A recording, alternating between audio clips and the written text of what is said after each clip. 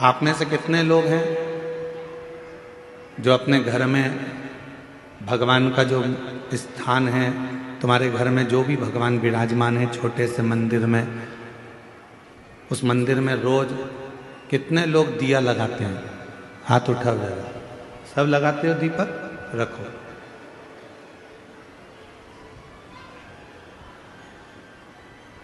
दीपक लगाने का मतलब क्या है?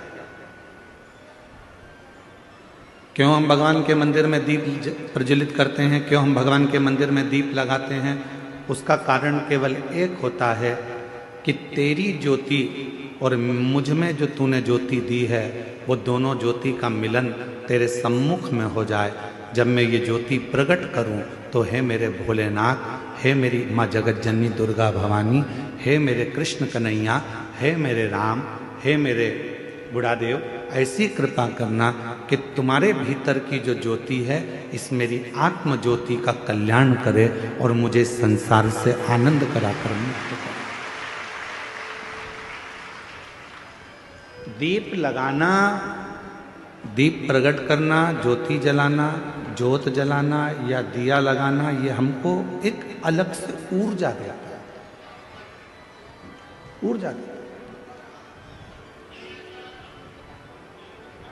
एक बार हमने कथा में कहा था, आप लोगों को याद है कि नहीं वो पता नहीं, और मुझे विश्वास है कि कुछ लोगों को तो याद होगा।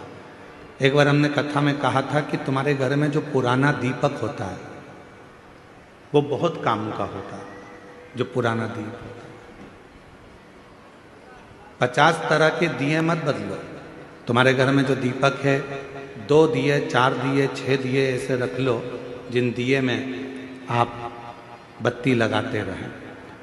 कभी इस दिए को अपने साफ करने रख दिया, मांझने रख दिया, घसने रख दिया, तो दूसरे दिए में बत्ती लगा दो, दूसरा मांझने गया तो तीसरे में लगा। उस दीपक में इतना बल हो जाता है, क्यों? क्योंकि वो भगवान के सामने रोज प्रज्वलित होता है, रोज वो दीपक में बाती जलती है, रोज वो दीप लगता है, तो उस दीपक में इतना बल आ जाता है कि तुम्हारी जिंदगी के आधे दुख तो वो दीपक ही हर लेता है, वो दीप की ज्योति ही समाप्त कर देता है। वो दीपक में इतना बल आ जाता है। हमने कई बार अपनी कथाओं में भी कहा, कोई दीपक अगर भगवान को आप रोज लगा रहे हो, रोज लगा रहे हो, रोज लगा रहे हो, तुम्हारे घर में कोई बहुत बीमार भी व्यक्ति है और दीपक आप उसको मांझने में लेकर जा रहे हो, तो उसको एक अच्छे पानी में थोड़ा सा डाल दो, उसका पानी अलग रख लो, फिर भले आप दीपक को मांझो, मना नहीं है, साफ करो, मना नहीं है। और जो वो पानी है, उस पानी को जब वो बीमार व्यक्ति स्नान करे तो उसकी बाल्टी में उस पानी को डाल दो, जिससे वो उस पानी से जब स्नान करेगा तो उसका आधे से ज्यादा रोग तो उसी समय समाप्त हो। डॉक्टर को इलाज करवाओ, डॉक्टर को दिखाओ, क्योंकि डॉक्टर शिव का एक रूप रहता है। हॉस्पिटल जाओ, डॉक्टर शंकर का एक रूप है, उसको दिखाओ, मना नहीं, पर साथ में उस दीप में इतना बल हो जाता है। यहां तक हमारा सनातन धर्म कहता है कि जिस आसन पर बैठकर आप और हम लोग भजन करते हैं अपने घर के अंदर, आपने देखा होगा एक आसन लगाती हैं माताएं, जप करती है, पाठ करती है, आराधना करती है, साधना करती है, उस आसन में भी उतना बल आ जाता है, उस आसन में भी उतनी शक्ति आ जाती है। हम जिस माला से जप करते हैं, आप जिस माला से जप करती है, उस माला में भी शक्ति आ जाती है।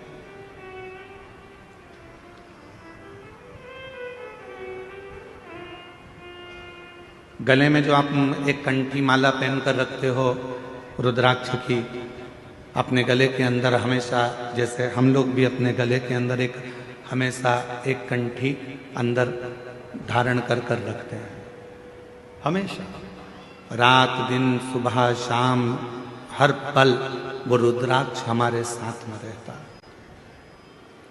कई लोगों के मन में एक भाव उत्पन्न हो जाता है, हम गुरुजी हम हॉस्पिटल जा रहे हैं तो क्या रुद्राक्ष उतार कर जाएं? किसी के यहाँ पर बच्चा हो गया है तो हम क्या रुद्राक्ष उतार कर जाएं? मान लो हम स्त्री हैं, रजस्वला धर्म से हो गई, रजो धर्म से हो गई, तो क्या हम रुद्राक्ष उतार कर रख दें? शिव महापुराण की कथा कहती है आप किसी भी अवस्था में रहें, रुद्राक्ष कभी अशुद्ध नहीं होता, वो अशुद्ध को भी शुद्ध कर देगा। क्या स्त्री रुद्राक्ष पहन सकती है? जरूर। क्या कोई लड़की रुद्राक्ष पहन सकती है? जरूर। क्या कोई बच्चा रुद्राक्ष पहन सकता है? जरूर। क्या कोई बूढ़ा बुजुर्ग रुद्राक्ष? सब पहन।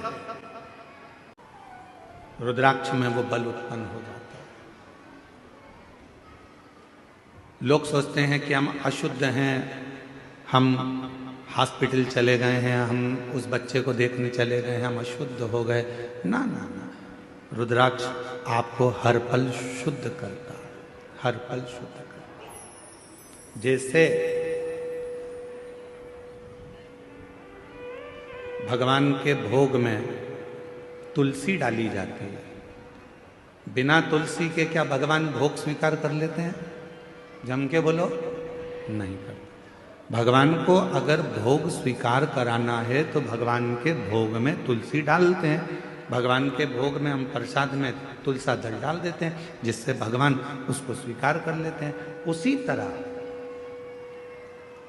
भगवान भी, जिसके गले में रुद्राक्ष है और जिसके गले में तुलसी की माला है, भगवान भी देख लेता है कि मुझे इसको स्वीकार करना है, ये मेरा अपना है, इसको मुझे।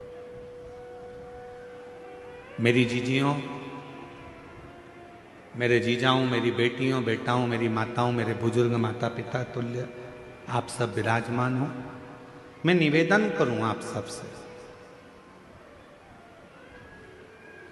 भव सागर बहुत गहरा है, संसार सागर बहुत गहरा है। इस पूरे संसार सागर में आज के समय में किसी को समझना बहुत कठिन।